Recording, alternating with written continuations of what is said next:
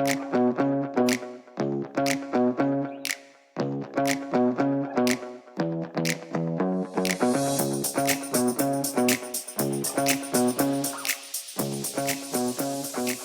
back to The Keys to the PNW, the show where we unlock the stories, the people, and the hidden gems that make life in the upper left truly special.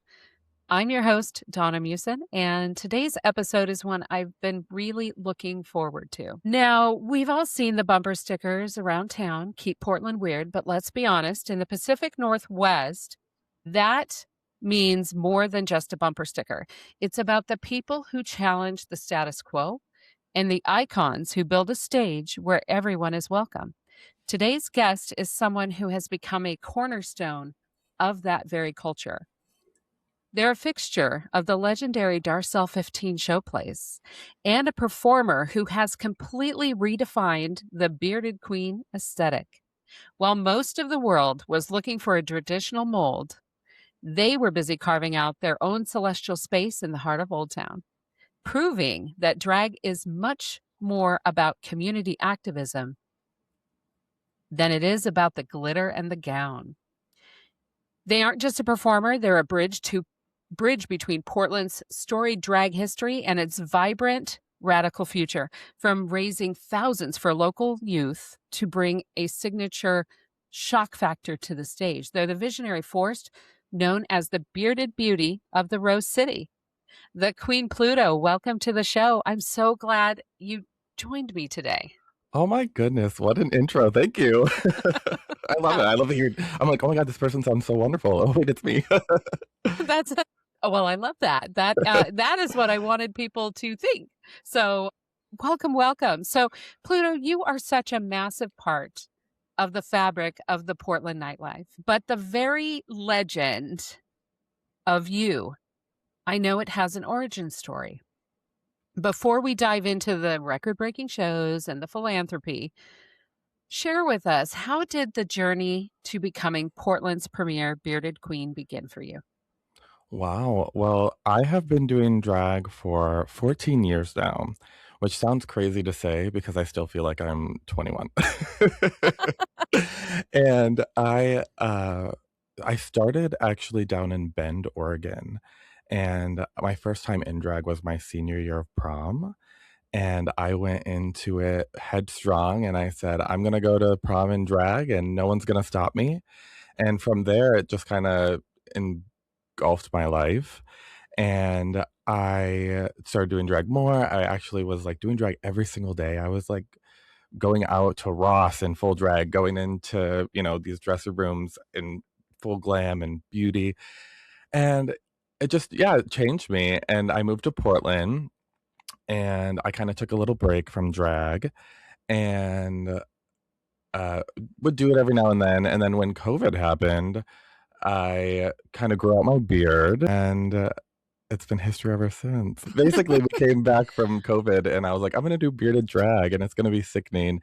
And I honestly didn't think it was going to blow up the way that it did. And it just blew up. And oh my gosh, I wouldn't change it for the world because I look sickening. And by sickening, that's a good thing, everyone. Exactly. I'm into full drag right now. They can't see me. I look so good today. That's amazing. Meanwhile, I just got out of the bed. Right. Well, Bend, really, Central Oregon. Yeah, Now, did you grow up in Bend? No, I actually am from a small town, Jackson, Michigan. It's just outside Detroit, probably like 45 minutes. But so I always say I'm from Detroit just because no one's gonna know where Jackson is.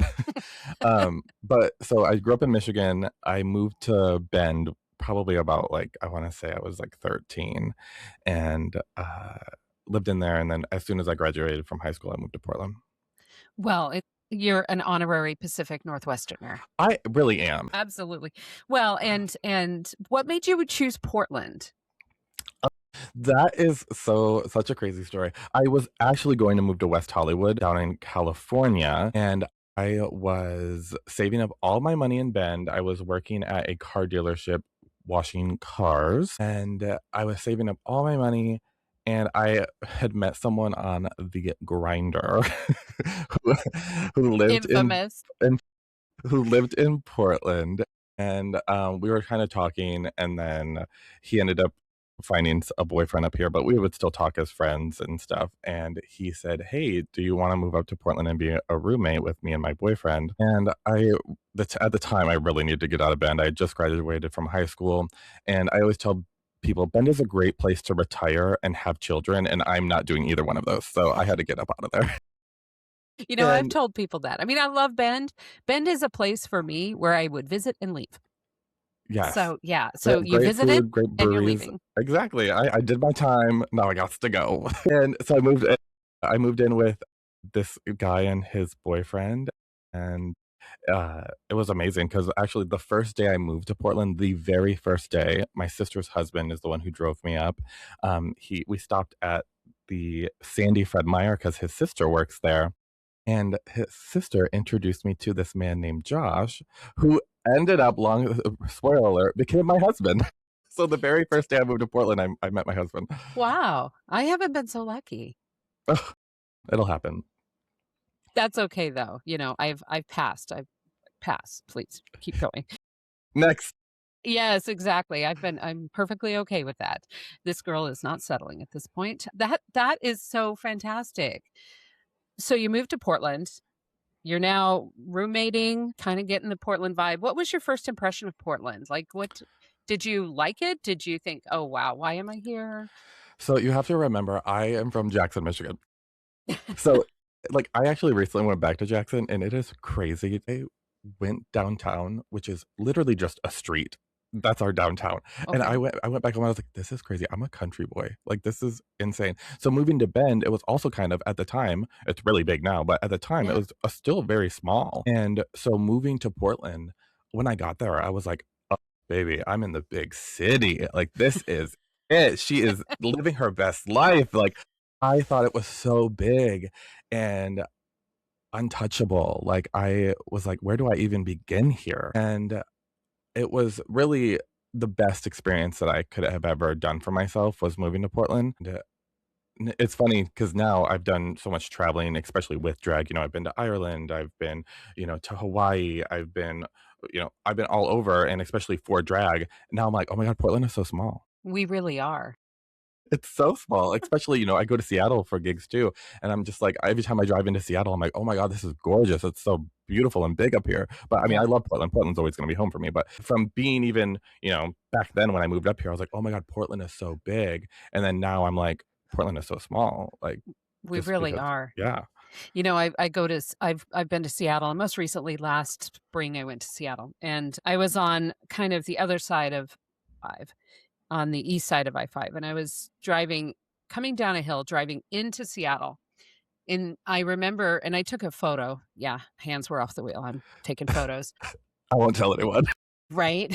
I'm a rebel like that. I do U-turns a lot too. So I'm driving in, and the only thing I could think as I took this picture is there is not a bird's eye view and that kind of a vibe of driving into all these really tall buildings in Portland.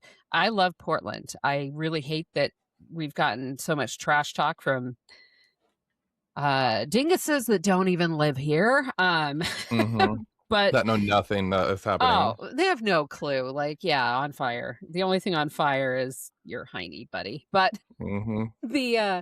the I love Portland, but we are not a big city. We're a medium city, and Yeah, that might even be pushing it.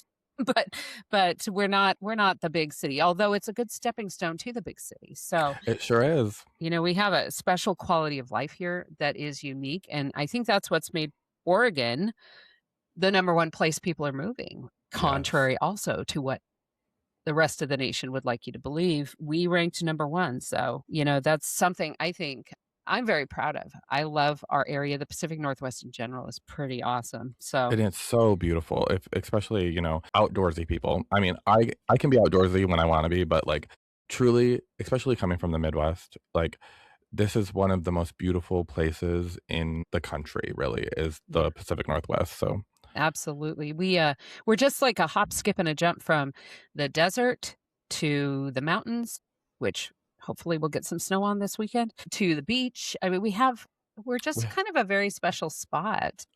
we have it all. We really do. So how long have you been in Portland now? Oh my gosh. I moved in 2013, right? I don't know. What's the math on that? Don't know. 13, Math 12, was not my subject in college. I took as little as possible. 12, I don't know, 12, like 12, 13 years. Let's see, it's 2026, so 13 to 26. Yes, 13 years. Yeah. And if I'm wrong, feel free to correct me in the comments when this loads. I'll do the That's math later and I'll comment. so you are also an official Portlander. So yay, I love Yes. that. And I love that you represent Portland in such a positive, embracing, welcoming way. And, how did you come up with your name? Your stage name, Pluto. Thank you. Yes, I always loved this question. When I was in Bend, it did not start as Pluto. My drag name was Saphira That's Regina pretty to be good too. exact. But everyone always called me Pluto. Like all my friends always called me Pluto. That was just my nickname, as my boy name is Will. And so everyone called me Pluto. I was obsessed with the stars. I loved astronomy. I love everything about the sky. And my favorite planet was Pluto. And yes, it's still a planet. It's a dwarf planet, but she's still a planet. Yeah. And uh, I was performing as Saphira, and I think for like one performance, I went to Oz. Like I wanted to be like the drag queen Oz, like almost like Oz the Great and Powerful. Yeah. Listen, it was a hit and miss though. Like it missed, and and but anyway, so everyone called me Pluto growing up because I was small, quiet, and look at me now. If they could only see, and but yeah, and I loved the name Pluto. But my husband, I was kind of getting back into drag. I had taken breaks. Like I said, I take breaks. Well, not anymore, but back then I always took breaks. And my husband I was like, I don't know if I'm feeling like, what name should I go with? And my husband was like, well, everyone already calls you Pluto, so why don't you just go with Pluto? And I was like, oh my God, why did I not think of that? It's the most obvious. I Yeah. always miss And it. it just fits. Like I would never think of any other name for me than Pluto. That is a fantastic, story to how you came about your name. I love it. And it's great because I always tell people, like when I'm at the clubs and everything, and I'm talking to people, and I go, "Hi, my name is Pluto," and I'm like, just like the planet, and it's always fun. Like I love that because that gives them the opportunity to go, "Well, is it a planet?" And like I love when they try and bite back. I said, "Oh, baby, because if you don't think she's a planet, clearly she's a star." And like I would do a like extravagant pose, and it shuts them up so quick. They're like, "Okay, yes, okay, queen." You know what? And I've seen you in several arenas, mostly small stages. I admittedly have not seen you on the grand stage at Darcel's yet. It is on my to-do list. Yes, come But see I've us. but I've gotten to know you a little bit in these smaller settings. And you are fantastic. And I don't Thank you. tell people that unless I mean it. My grandma always taught me if you don't have anything good to say, just don't say anything at all. Exactly. So I will just smile and nod if I don't think you're fantastic. So sorry if anybody who knows me now is questioning my She's never said thoughts you're on that. fantastic, get in line, baby, because she Right? said it for me. They, those are some shoes to fill. Very tall heels to Very fill. tall heels after this. I could never. I would fall flat on my face. And it's so memorable. I love the name, and the story behind it makes it even more warm and fuzzy in my idea. So now beyond Pluto, you were not always into bearded drag. Yes, I thought it was horrible. No, I'm just joking. Yeah, so I've seen bearded drag before.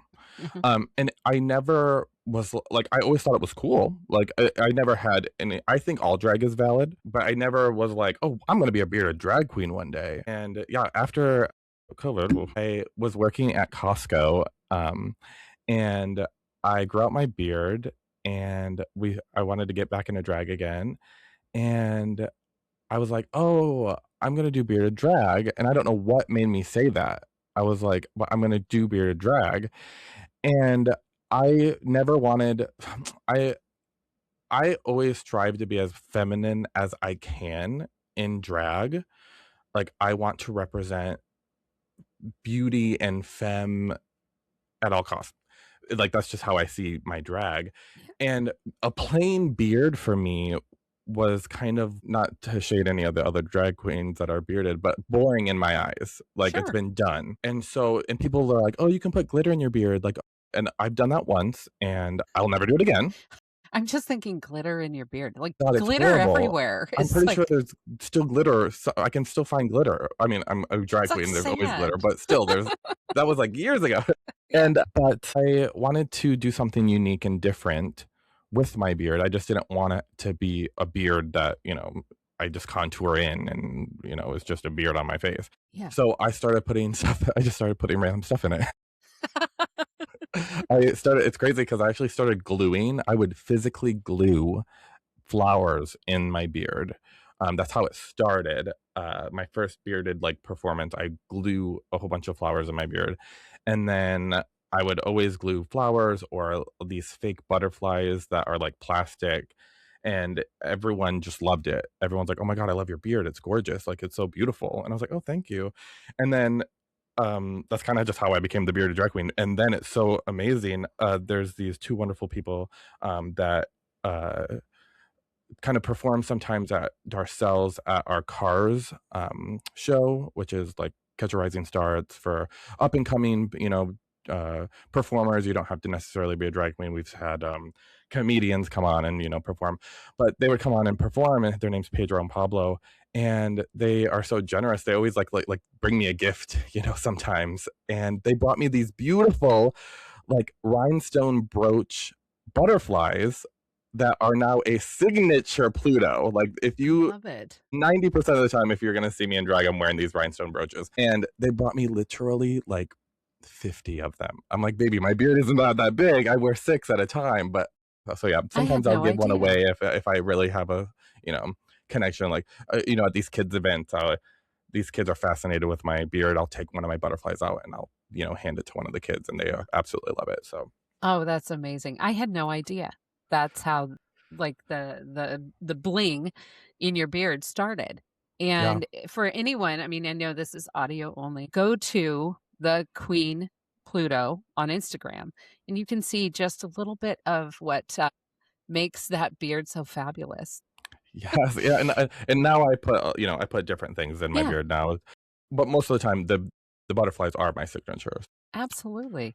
So I know your acts have been referred to as blending glamour, comedy, and pure Pluto chaos. So those have been Yes. some of the words that have been floated around out there about your act. Yeah, I'm a little crazy. Tell me about that. I mean, I know I've seen big looks, big feelings, all of it. Tell us more about what makes you kind of unique.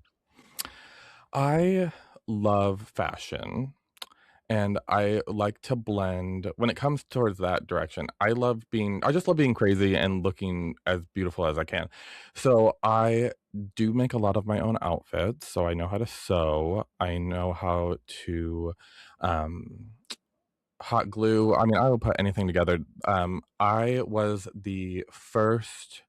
There was a beauty pageant that was put on by Darcel's. It was called the Femme Magnifique, and it was to find the most beautiful female impersonator. And so, when you think of female impersonator, you don't think of beard. And I was telling people I wanted to run for this pageant, and they kind of like. There were some people that were like, "You can't run for the pageant. You have a beard." And I was like, well, first of all, you're not going to tell me I can't do anything because that's just going to make me do it.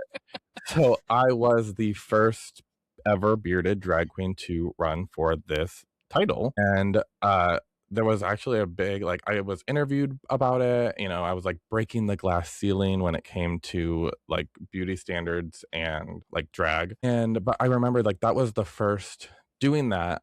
I made I've always kinda, like, made outfits, but I made the craziest one of my craziest looks, which is this beautiful showgirl, like, it was space related, like, it was a beautiful bodysuit and this huge backpack that was, like had feathers shooting out the back, and on the backside, on the top of my head, I had a planet, a light up planet, and then that was shooting off the planet was like this light up space like a rocket, and on the backside of the backpack was my name in lights. Oh And my gosh. I was so nervous putting it all together, and then actually seeing it on the stage. Like this was years ago now, but like I could probably do better, but I was like so impressed and I was just so proud of myself.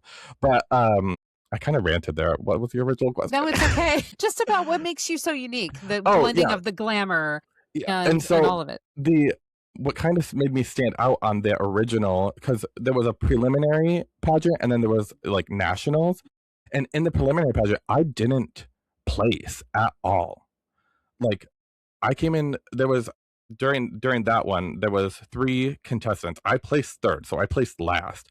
But I made one of the craziest thing that I have ever worn is made a waterfall on the top of my head, a physical waterfall that was like trickling water. Like I mounted this this water feature on my head and I placed flowers all in it. I made it beautiful. And I walked on the stage and literally was just like people were shocked that like I had this waterfall on my head. And in my head, like I didn't think anything of it. Like I was just like, oh yeah, I'm gonna walk out with a waterfall. And but it was sickening, and I didn't place, and I don't know if they felt bad for me or they thought I was cool, but they invited me to come to nationals anyway. It was my first pageant, like that was my first pageant too, by the way. Oh I my didn't know what I gosh. didn't know what I was expecting. I didn't know what to do, and so after like doing more research from because they invited me, I was like, okay, I really need to buckle in and like learn what to make. So then that's why I made my new that other showgirl that I was talking about. Yeah. But yeah, I'm just So weird. is I'll there do anything. video out there with that anywhere? I think there might be. I think I might have a crazy picture, but like I remember this is like this this was like 4 years ago. I still looked Yeah. crazy back then. Yeah. But yeah, I'll do. I like shock factor, and I like weird, like something that you wouldn't expect. Like I just actually won a pageant. I am the queen of the Pacific Northwest bearded empire, and that was up in Seattle. And I made everything I presented up there, and that I made one of my favorite looks. It was like this orange and green changing pattern, and I made this face skinny that goes over my face that had a fringe beard, a green and orange fringe beard in it. And I was really nervous about making that too, but oh my god, it was sickening. I absolutely love that look. So creative. Like I wish I had even an ounce of the creativity that you're describing, and I just don't. I'm like I can't even draw a stick person. So I guess I'm creative in other ways. Yeah, I mean, you have a podcast and you're being creative here. I suppose so. I'm always in awe of anyone who just has that artistic ability, because what you do, from designing your beautiful outfits to your sense of humor to kind of how you blend that into the community that you are a part of and support, that all kind of starts with that kind of artistic spirit that you have and the ability that you have. Did you always know that you wanted to be in front of people Absolutely. performing? Yes. You did. Okay. Yes. So my mom always likes to she always tells me the story when I was a kid. It was like Mariah Carey was on the screen at like, I don't know, New Year's, performance, and I would go up and kiss the screen, and they thought that I was like in love with Mariah Carey, and I tell them now, I'm like, no, I wanted to be her. I was like, I was like kissing because I wanted it. But yeah, I was in theater. I always wanted to be a performer. I was in choir. I wanted to just do anything that I possibly can. It's funny because I never saw myself as I never had to pull attention to myself. Like there's some people out there that have to be like center stage at all times. I am not. I wouldn't say I'm not like that. I like my quiet time. I like my like I let people have that spotlight if they want it. Like I don't need to be on at all times. That's why I do, there's me and then there's Pluto. I have Yeah. those two different people in me. But Pluto, she's the center of attention. Once I'm, there, I'm there. So I'm on. And but yeah, I always loved the spotlight. And so when actually the first season of Drag Race really opened my eyes to drag, because I knew about drag. I've seen drag online and everything. And when I watched the first season of Drag Race, I was like, oh, this is everything I want. And I told myself, I'm going to be on the show one day. I'm getting there, hopefully. Well, that's I know that is a goal of yours. We spoke about that You were at a Christmas party that I was also attending, and you were talking about that with another person, that that is a goal, and I would be so excited to see such a Portland icon on that show. Thank you. I It's mean, it's so fun if because we can support you in that in any way, just let us know how. yeah, RuPaul Charles, get on it. It's funny because when I am out and about, and especially at like those private parties or more in a more intimate setting, which I love those. I love those events and gigs, like where I can sit and chat with people. One of the, you know, everyone always has questions to ask drag queens, and especially a bearded drag queen. And I always do. I get a lot of, "Oh my god, you should be on Drag Race." And I said, "Oh my god, I can't agree more." And so then they want to know, like, "Oh, have you applied?" So a lot of people ask me, like, "Oh, have you applied? Do you apply?" And of course, I tell them yes. It's no secret that I apply. Mhm. I've always said that from day one that I was going to be on the show. So Yeah. Well, and I think, I think there's an entire piece of the population that their only experience with drag is Drag Race, yes, which I think is amazing. Now, way back in high school, in the olden times, the back in olden my day. days, back in my day, because I'm over a half century in age, I would go into Portland. This is a good segue. I would go into Portland to the legendary Darcelle's because it was just such a fun show. Hmm. And I didn't go for the old Man of Paradise that we're always playing too. That They're was back kinda too. that that was kinda cringy for a little bit for me because 'cause I'm like, "Don't touch me." So, I'm one of those that likes my personal bubble. Yes, this personal space. Yeah, so I did learn to sit further back. But I loved the drag shows, and I grew up in little old town of Banks, Oregon, Hmm. and I wasn't exposed to any of that until I stumbled upon it when my friends and I were cruising downtown Portland, and Oh, we'd get cruising has out. a new name. Bill. Don't be cruising now. I That's a know, different right? No, term now.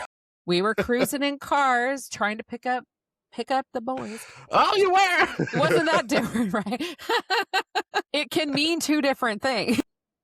She was Both are awesome, right? Oh, yeah, we were out there hanging out, and we were walking in Old Town, and the cool marquee and all that was up, and I'm like, "What is this place?" And so the lovely person, I don't know if you had to be over 21 when you would go in back in the day. I don't know, but they let us in to just peek, and I'm like, "Okay, we're coming back." And that was the beginning of me knowing about Darcelle's in Portland. So that was in the 90s. That was mid-90s, right?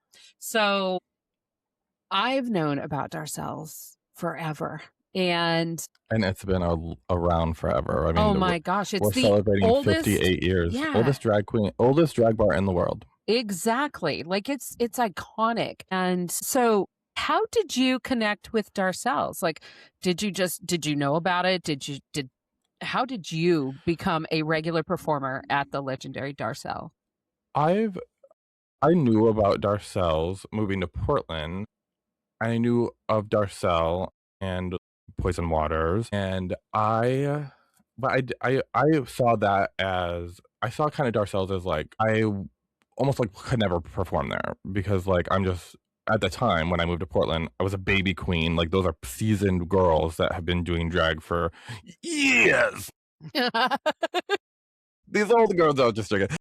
They've been doing drag for so much longer than me, and so I actually went to Cece's, which is attached to Darcelle's. It's the bar next door, and I met a wonderful drag queen named Bolivia Carmichaels, who also is a Darcelle girl, and I started talking to Bolivia, and Bolivia booked me for a show, and that was amazing. And but when I came back, I didn't perform at Darcelle's until I came back as a bearded drag queen. And so when I came back, I went back down to Cece's.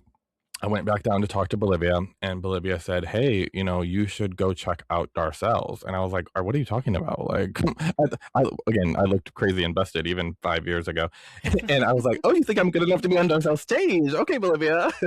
And she was like, "Oh no, they have this wonderful show. It's on a Tuesday night. It's called Cars Catch a Rising Star, and anyone is welcome to perform. You just send them your music and you perform." And I was like, "Okay, thanks, Bolivia." And so I went down to Darcel's, and on a Tuesday night, I submitted my music, I got accepted, and I went and performed, and I don't know, it just kind of The rest is history, the as rest they is say? history. Yeah, I just kept doing cars, and then they invited me to join their brunch show, and yeah, I love it down there, those girls are amazing. Oh, fantastic. So and that is something I don't know anything about. So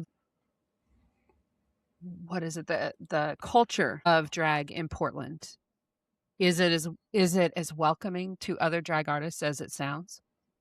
Yes. Listen, Darcel, I wanna say Darcel said you can't throw a cat without hitting a drag queen in this town.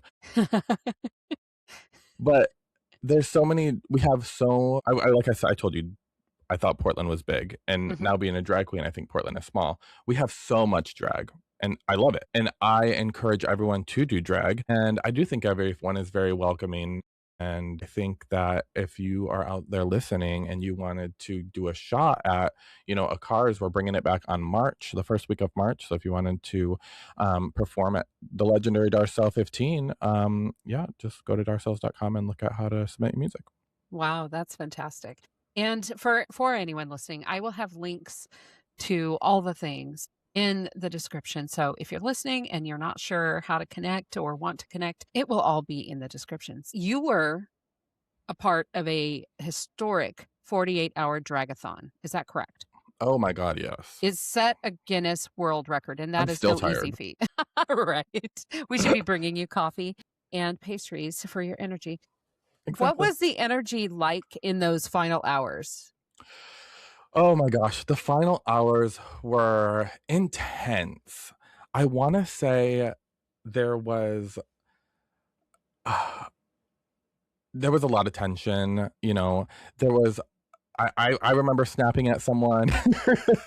Um, I wanna say, like, there was this God, I don't wanna say too much, I think they're making a documentary on it, Ooh, oh, ooh. and, there was, like, a time where we thought we had, like, because someone left the stage, and because to break a record, it has to be all recorded, and the performer went off the stage and went into the audience, and that was a no-no because the cameras couldn't see them, and I wanna say, like, that was, like, a nerve-wracking moment for the producers, but yeah, towards the end, we were all tired. The whole cast, the Darcel cast was especially Poison. I give Poison so much props for that for those 48 hours. I don't think Poison left. Oh I my think gosh. she had a room next door at a hotel, and I think she went and took like a 2-hour nap and came back. And but bless her heart, she is the working girl of Portland. She did it all, but the end was a relief too because we we did it. So how like, kind of inside, like, beyond what you've just said, how did it feel to be a part of such a massive moment for Portland? Yes. So we actually did this. They did this because it was at the time when people were saying no drag. They didn't want drag. They wanted to erase trans. They wanted to erase, you know, all they wanted to erase basically our whole community. And instead of saying uh no to drag, like we wanted to do more. So we not only did we do 48 hours, 11 minutes and 30 seconds or something, we also raised over $300,000 for the Trevor Project. Mm, And so that was super special. The Trevor Project helps so many yes. LGBTQ youth kids. So it wasn't just like about breaking a record because I don't think that was really I mean, obviously we wanted to break the record, but the record was I think like 36 hours and it was from people and I want to say in like Australia or something like that. Sure, sure. And but yeah, for me it was never about like breaking the record. I just loved performing and it was for a good cause. And so that's why I mean, I think I did 17 numbers in the 48 hours. Oh my gosh, I can't even Yeah, we had imagine. celebrities. We had celebrities from uh, Saturday Night Live. We had big celebrities. We had big Drag Race girls. We had Eureka O'Hara, Peppermint, Lala Ree. Yeah, it was amazing. I really so you're gonna have to send me a DM to let me know that when this is when the documentary is ready, because I really want to check out that documentary. I mean, the good thing is that by setting a world record, it gets a lot of publicity, right? So the publicity that it generated from doing it for, even if that wasn't the reason, helps to propel the mission, Yes. right? Because it's just it's so heartbreaking. I mean, some of that's quieted down, some of it hasn't. The trying to erase that part of our collective communities, but any kind of attention it can get, I think is good attention, because what you're doing, the philanthropic kind of energy that is generated from these types of events, from your just drag in and of itself has done so much for our communities. And these are communities that need this support. Mhm. What are some of your talk a little bit about, your take on the philanthropy end of what you do and who Pluto is? Okay. I first also want to say that that 48 hours that was also put on by Wild Fang. We partnered with Wild Fang. I can't leave them out in that Yeah. because they were a huge part. So Wild Fang partnered with ourselves, and yeah, so they broke that record. Love it. Um, Love it. now, I'm a Southern girl. Now, what did you say? Oh no. Philanthropy. You What am know, I talking about myself? what you what you and drag in general does for helping these parts of the community that need this funding, like the Trevor Project, raising Yeah, money for the Trevor Project. That's massive. You have been an active participant in Pride Beaverton. I know you're an active participant in other arenas that are helping the community monetarily, emotionally, all of the things. They're doing it all. yeah. What is your personal philosophy on that? What do you enjoy about that? How have you helped, kind of a thing? Um, I see it as am someone. I mean, I don't have the biggest following. I wouldn't say that I'm the biggest drag queen in Portland, but I do have a following, and I think that if anyone has a following, they should use it for good, and they should help the community, not only that help them or any community that is near and dear to someone's heart. I always try to just see life in other people's eyes, and if someone needs help, I don't see why I wouldn't do that. My favorite thing that I have ever done for with that I found in drag, I have become a part of Camp KC. Now, Camp KC is a part of the Cascade AIDS Project. It is a camp for kids ages 5 to 15 that are affected or have been affected by HIV or AIDS in some way. So either they have it or with their mom and dad or someone in their immediate family has it. And this is a week-long camp for these kids in the summer that can come and just be themselves and have a good time and learn how to do archery and swim in a lake and meet new friends and just be themselves and be authentically. It's a safe space no matter Mhm, who they are, what they have, it doesn't matter. And that was the first thing that has changed, like, it changed my life. I mhm, became a counselor for this camp, and oh my god, by the end of the week, was I exhausted? Yes.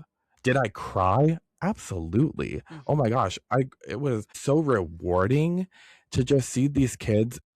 Day 1, they get off the bus and they are shy, and they know one person, like, maybe their brother came with them, and they're kinda sticking with their brother, or maybe they know someone from last year, and they say, "Oh, hey," and then by the end of the week, they're crying because they don't wanna leave their camp friends, and they are singing camp songs, and they it's just so rewarding and beautiful to see just friendships made. That's so I when I personally raise money, I like to raise money for Camp KC and the Cascade Project. And I like to do that because, anything can help these kids. I know we're going into like CAP is going to be asking for donations soon. So if anyone out there that's listening, Mhm. you can go to like my website or my Instagram and my social medias or CAP's social media, but we have like a wish list for on Amazon, of things that we, might need for camp. But yeah, if you wanted to donate and help these kids, I mean, or reach out to me personally and I can help you out. But that is the nearest and dearest thing to my heart. Yeah. Having such a positive impact on kids, that is I don't have children for anyone who's listening that does not. Me either. I never will. I me either. I'm kinda past that. But I love children, and I love organizations that have a impact on kids. Like, just you talking about they show up one way, and through the course of that week, they come out of their shell, they develop friendships, they become more of who they really are while they're there. They're leaving with memories that they're gonna, like, remember and talk about. They're gonna For tell life. stories on a podcast later about how they were impacted at camp. Yep. And I know the Cascade AIDS Project has been such a fighter to support our community that needs it. So, I will be sure to get the links and all of that to help those who might be inspired to be a part of this, whether it is help them get the things they need for camp or to just throw some money. We love people who throw money Yes. And at the ca- this. the camp is completely free for these families. Oh, They man. get to go because of people like us who donate. Yeah. So yeah, completely free for these families, and that's what also makes it very special. This is what makes the Portland metro area special as well, is we really like to help. We like to do things that have an impact, whether it's the frogs down at the ice building, That is so funny. I love I it. know, as silly as it is, though, we do that. I mean, we have a very storied, checkered past. Like Portland, if you've read any of the hard to find history books about Portland, we have a pretty storied and checkered past in general. But the current present day, though we have miles and miles to go, I run into more people that want to have a positive impact on community than not. Yeah.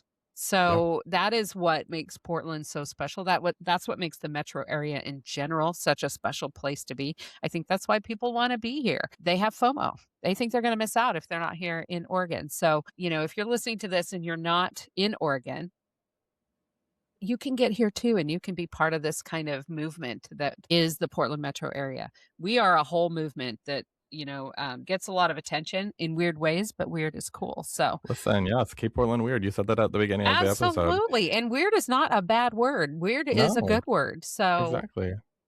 that's fantastic. I love hearing how you're impacting the community, and I know you're impacting the community, but I love for others to hear your impacts, but also how they can join you in those impactful moments. Yes, it takes a village. It does. It really does. So we've been talking for a little while now, and I've got a few kind of more fun and rapid fire things coming up. But before we Yes. get there, I want to ask, so off the clock, when Pluto's off the clock, what do you like to do for fun? What do you like to do to wind down? I mean, I know there's like you have some passions and things. What do you like to do when you're not on the clock? I am a big old nerd, and I love playing video games. Love that. I say I'm a nerd because I feel I play World of Warcraft, which is like the nerdiest one. People used to make fun of me. I've been playing since I was in middle school, and when I met my husband, it was fun. A quick fun story. I was texting him. We hadn't really officially like hung out, and I was like, "What are you up to?" He's like, I'm playing a video game. I said, "Oh, what are you playing?" He's like, "World of Warcraft." I'm like, "Shut up! I play World of Warcraft." And it's a love hate relationship with that game, but I put it on pause every now and then. But I do like to play video games. I That's also one of love the OG video games, like that, it is. yeah, It's that's an been along OG. forever. But I also love, obviously making outfits and stoning. And when I can motivate myself, it's pretty easy to just sit at my computer and play a video game instead of, sewing. Absolutely. Well, I mean, we all have our way of downtime. I personally like to watch crime shows. Be it real or like the whole Law and Order, all of them. Like I've watched every episode like 100 times. Those scare me sometimes. I don't know. I'm the weirdo that like drives down to the coast and thinks you could bury a lot of bodies out here and it would take forever for someone to find them. I read books about serial killers. I mean, I don't know, that behavioral science has always been a really interesting thing for me. Yeah. And part of some of my education was in behavioral science, and so I think that's what I nerd out on, and weirdly enough, none of that stuff scares me because I don't know, I'm just kinda strange that way, I but always see it as like, oh my god, they were like when I'm watching shows like that, I'm like, oh my god, were they ever normal? Like, could like this happen to me? Could I right, snap one day and just like, exactly. Was there a moment was where there it like what turned that corner? exactly? Like, I need to interview some of these serial killers, Right? I know, right? Anne Rule, I think it is, her book. She's no longer with us, of course, but her books, she did interview serial killers, and which is a crazy thing. I know, but I could see myself wanting to do that in some weird way. I don't know. You It's should. whole new career path. So that I never bag on anybody's way of their downtime. So I love that you nerd out on kind of an OG video game and Yeah. such. But a rapid fire question here because I Yes. know you also kind of nerd out on this. Houseplants.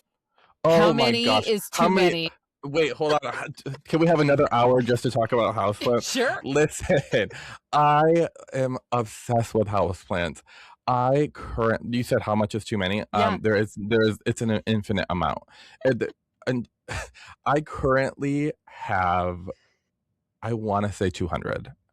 Oh my gosh, that's And amazing. it's growing every day. Like, I'm propagating, I'm cutting, I'm, going to down to my local, nursery and bringing home a new plant and hoping my husband doesn't notice. Some people buy purses that way. You're buying houseplants. I'm buying houseplants. It's so fun. I actually my friend I have a few friends that have houseplants, and one of my friends, Angel, just gave me a whole bunch of his plants because he was like, "I need to downsize," and they were all free. They were amazing. Some of them were, like, really big and expensive, like, if I were to buy them at a nursery, and I was like, "Oh my god, thank you so much," and then he gave me some that were struggling, like, that were, like, basically dead, and he actually was here yesterday at my house, and he goes, "Was this the plant I gave you literally like 3 weeks ago?" And I was like, "Yeah." He's like, "It's alive and thriving." I said, "I know." I said, "I don't have a green thumb. I have a green hand." That's amazing. I have a friend who was given a plant, and I don't know how the circumstances which she was given this plant. And granted, she doesn't have a ton of natural sunlight in the right ways in her home, but I was over at her house, and I'm not going to name names, but Pluto, you know this person. She had a plant sitting next to her couch in this pot, and it was barely a little sprig of green on this dead stump. And I'm like, dude, you got to put this near a window or something. No, no, or just get rid of it. Put it out of its Just misery. give it No, to no. Pluto. She's like, no, no, it's still alive. And I said, no, I don't think it's alive. I think it's gone. You R.I.P. need to. girl. Now I know.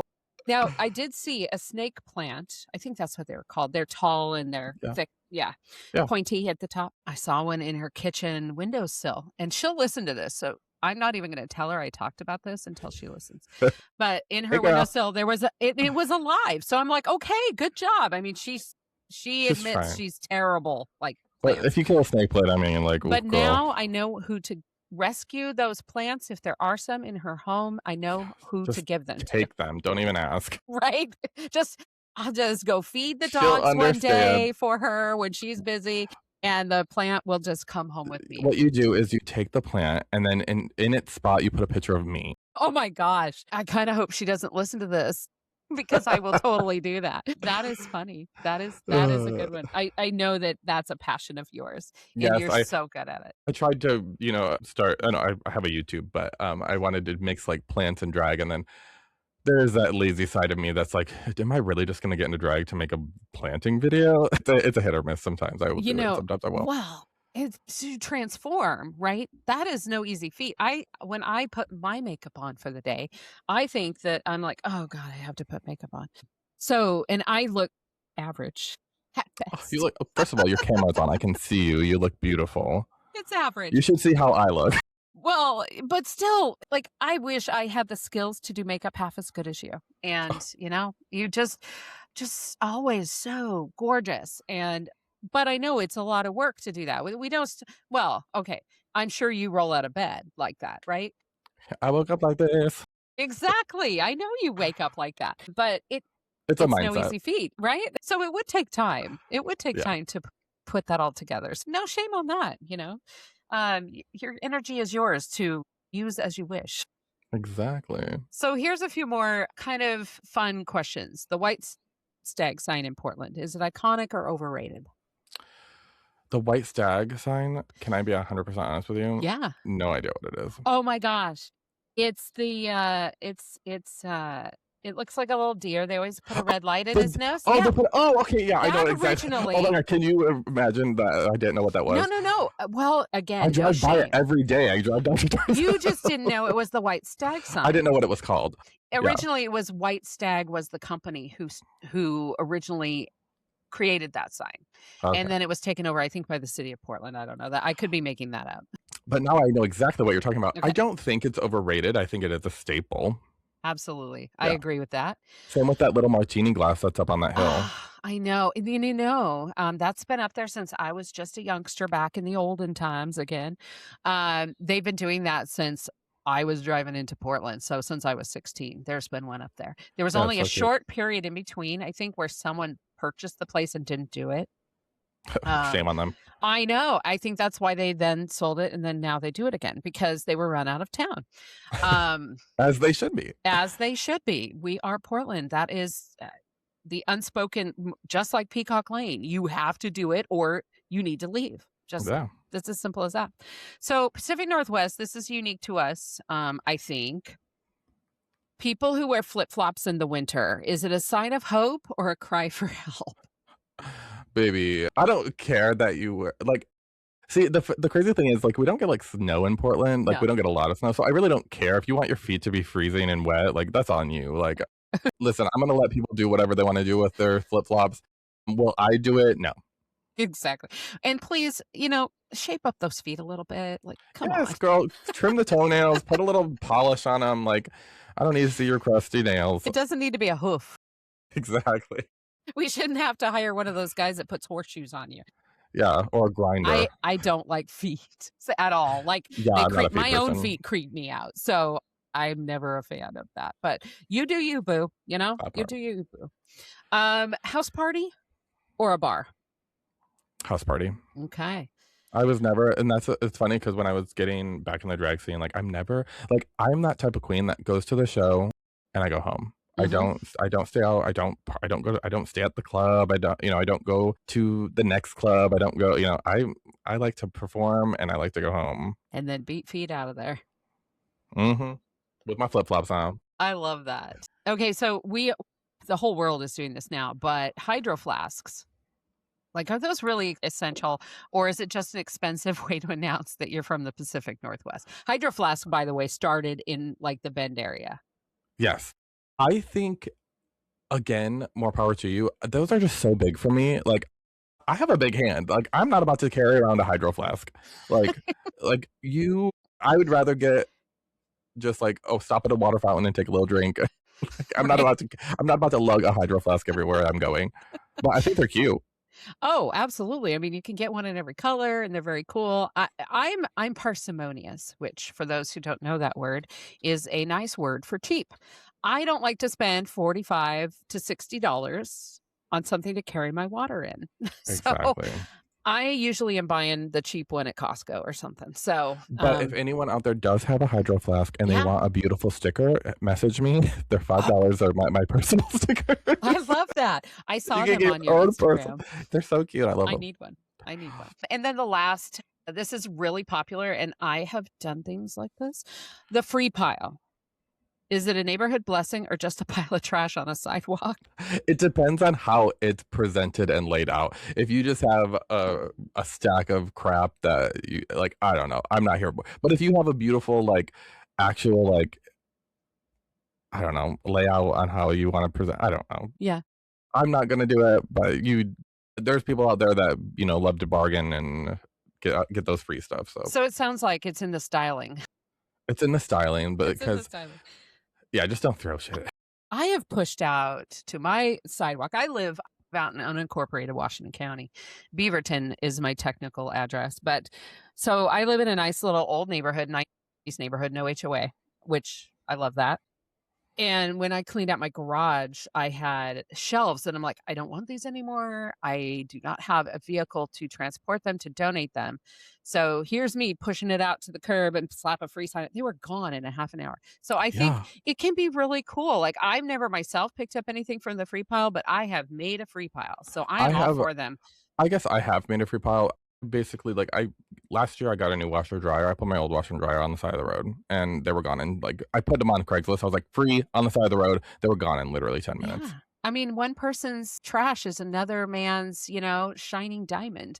So just Exactly. just style it. Don't just pile a heap of junk out there. Make it look good and put a nice sign on it. So, okay.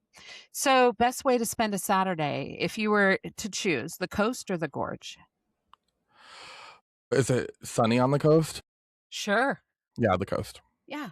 I mean, it's been an unseasonably warm winter so far. So, I'm a beach person. If I could, and I also, but I'm a tropical beach person. Everywhere oh, me I'm too. like Hawaii, Mexico. Like I love the tropics. So, but I Maui love a is my beach. spirit animal. Maui is my Uh, spirit animal.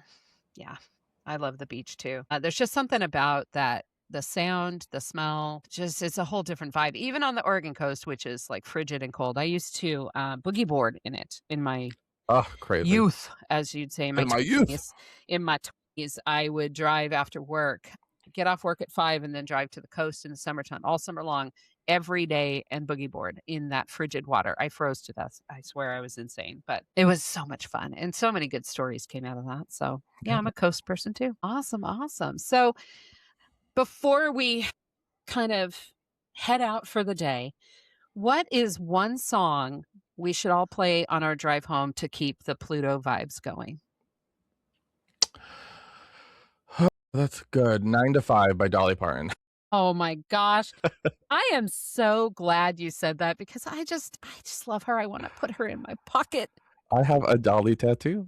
It's Oh a my gosh. it's her as a pickle. It's Dilly Parton. Oh my god. Dilly Parton. Okay, next time I see you, I is it somewhere where I can see it? It's on my arm. Okay. Could you imagine? It's on my ass, girl. I'll show you. Hey, well, it would just need to like, maybe go in the corner. I got it at the pickles game. A weird thing about me is I used to do body piercing. Oh Like, yeah. I've had a lot of different iterations of what I wanna be when I grow up. Currently, I'm a realtor. Actually, that'll be my last act. I thoroughly love helping people achieve whatever goal it is, right? Yeah. But I did body piercing, so it's hard to embarrass me because body piercing, head to toe, man. All of it. You did it all? All of it. Prince Albert? Yep. Oh my gosh. Yep. The first one I ever did, the guy passed out cold, Oh, and I would never. we tried to warn him, "Please eat something. Please breathe. Please" yeah, out cold.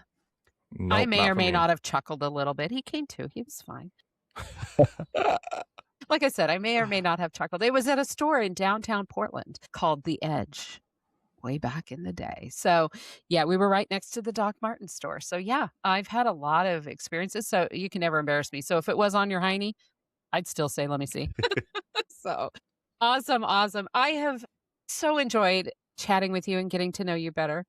And thank you for taking the time to spend on my podcast and to Of share with course. others your story and just a little snippet of who you are and what makes you tick. I really appreciate it. You've handed down the law on the this or that's, Yes. and I think the city is better for having you in it. Period. Thank you. Exclamation point. So, before I let you go, though, where can people find you this weekend? And I know you have something coming up, so I'd like you to pitch that as much as you want. Yes. You can follow me on social media at the Queen Pluto. That's most of my stuff. YouTube, Instagram, Facebook. I don't do X. I don't do any of those. But you can find me at the Queen Pluto. You can find me at Darcel 15 on Sundays and maybe on Friday or Saturday, just depending on if the are full staffed. And I have a one woman show coming up, the Experience Pluto show. It is on March 8th, the day before my birthday. So it is a birthday Happy show birthday. celebration where I will be telling the story of my life. Maybe because obviously I did not tell you everything about me. And Absolutely. it's a story of my life and what I have gone through and my struggles and where I want to be with my future and it is truly just a one woman show. It is gonna be 90 minutes of chaos and me running around. I have been working on it constantly, and I have a month left. So please get your tickets at eventbrite.com. I can send over the link as well. And that's March 8th. So buy those tickets. And I would much appreciate if you want to learn about me and get to see my art and my style. That would be so appreciated. Love it. Love it. Thank you for sharing that with everyone. This has been an absolute masterclass in Portland culture. So thank you again for being the keeper of the weird and for sharing your light with us today. Oh, thank you. Thank you for inviting me. When you told me that you were doing a podcast and that I have a lot of people that come up to me and say, "Oh, would you ever want to do this?" And I'm like, "Oh, yeah, sure." But for you to follow through and actually, invite me, I was like honored. I was like, "Oh my God, thank you so much." So thank you for having me. Well, I'm humbled. I'm humbled by that. So thank you. So, if you're listening and you want to see the bearded beauty in action, make sure you head down to the Darcel 15 Showplace or follow Pluto's Orbit on Instagram. Whether it's a record breaking dragathon or a local charity brunch, you don't want to miss what she's doing next for our community. You've been listening to the Keys of the Pacific Northwest. I am your host, Donna Meeuwsen, reminding you to support local art, tip your performers, and for the love of Oregon, embrace the glitter, keep the beard, and keep this city weird. We'll see you next time as we continue to unlock the stories that make the upper left the only place to be. Stay weird, stay kind, and we'll catch you on the next one.